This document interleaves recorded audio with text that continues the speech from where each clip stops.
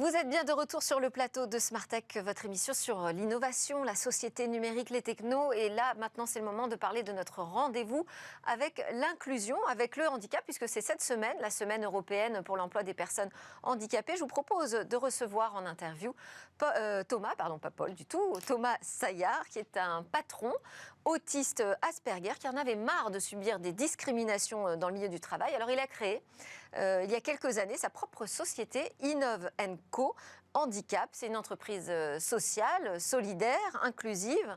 Et donc, il travaille avec cette industrie de la tech en proposant à cette industrie de recruter des consultants en informatique, indépendants, mais qui sont porteurs de handicap. C'est vraiment une autre façon de percevoir la manière dont on peut travailler l'inclusion dans ces équipes. Thomas Saillard, est-ce que vous m'entendez? Bonjour. Bonjour. Merci. Enchanté. Oui.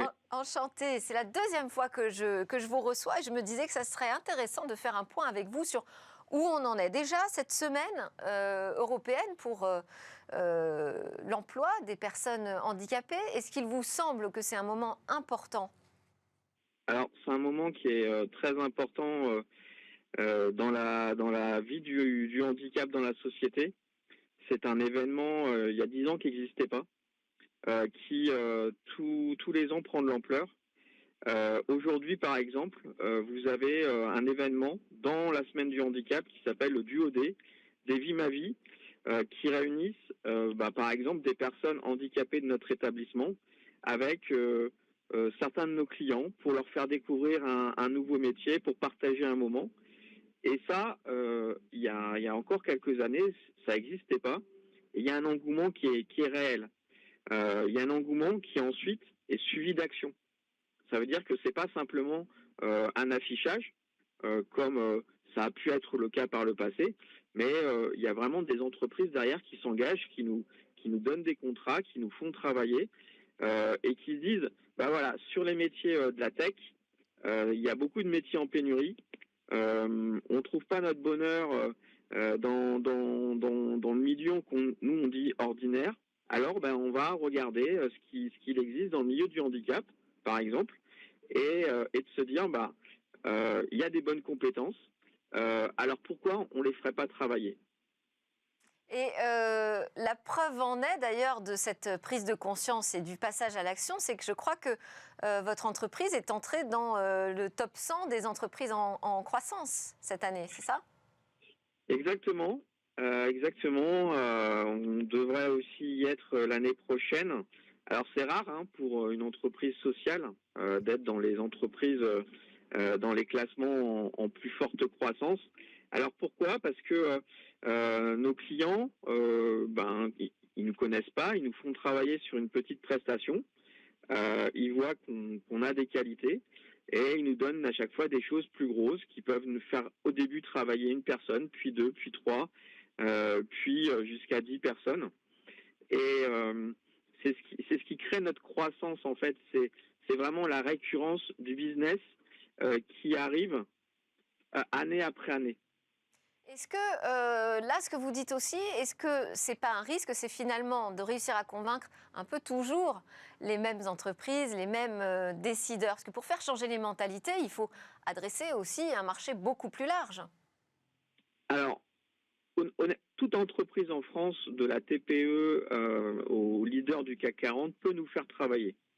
Parce que sur les métiers de la tech, il y a beaucoup de choses qui sont externalisées, puisque les entreprises n'ont pas forcément les compétences en interne et ne souhaitent pas forcément les acquérir. Et en même temps, se disent, nous, la RSE, on ne sait pas forcément comment le prendre. Alors, cette partie-là, on va la déléguer aussi. Donc, on délègue la RSE, on délègue la tech, et nous, on est au carrefour, on est à la réunion des deux, et on se dit, on peut faire de la tech solidaire et de l'inclusion par la tech. Et ça, en fait, moi, je suis le premier à l'avoir vécu il y a une quinzaine d'années en tant qu'autiste. Et je me suis dit, dupliquons le modèle, répliquons le modèle pour en faire une structure qui va permettre à beaucoup de personnes de pouvoir se mettre sur des métiers qui méritent de faire, dont ils ont les qualités, et avec des clients qui sont prêts à avoir peut-être une certaine bienveillance à nous faire travailler. Encore 400 000 personnes en situation de handicap au chômage hein, quand même en France. Qu'est-ce qu'il faut faire pour accélérer, faire ce changement de mentalité, mais de manière un peu plus rapide encore? Alors, alors déjà, je pense qu'il y a encore plus que 400 000 personnes, puisque ça, c'est des personnes qui sont déclarées au chômage. Il y en a beaucoup qui ne se déclarent plus, qui se sont un peu résignés. Et je pense qu'il y a eu un effort politique qui a été fait et qui est fait depuis maintenant longtemps pour faciliter, pour donner, pour inciter les entreprises de façon positive à nous faire travailler. Nous, on donne par exemple un rescrit fiscal hein, sur toutes les prestations que l'on fait, comme quand vous donnez pour le Téléthon, vous avez un rescrit fiscal, bah, vous nous faites travailler, vous avez un rescrit fiscal. Et ça, c'est un pouvoir politique, c'est une partie qui va nous aider. La deuxième partie, c'est au niveau des entreprises, ce sont toutes les normes ESG qui impactent directement les directeurs généraux des entreprises qui ont des objectifs RSE.